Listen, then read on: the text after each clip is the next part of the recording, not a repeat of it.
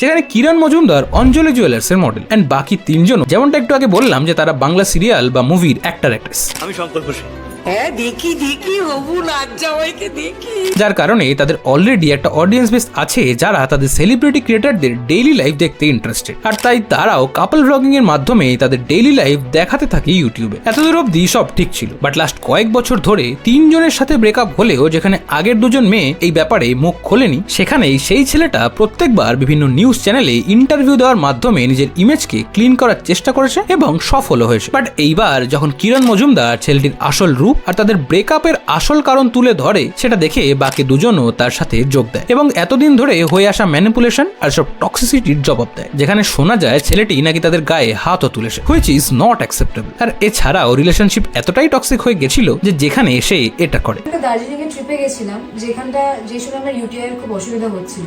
আর UTI এর অসুবিধা মানে তোমরা জানো আমাদের মেয়েদের খালি we have to go to toilet, মানে খালি বাথরুমে যেতে হয় কারণ টয়লেট পায়। আমাকে এটাও শুনতে হয়েছে যে কি সারাটা রাস্তা মুতিয়েই গেছি, ট্রিপার কোথায় এনজয় করতে পেরেছি।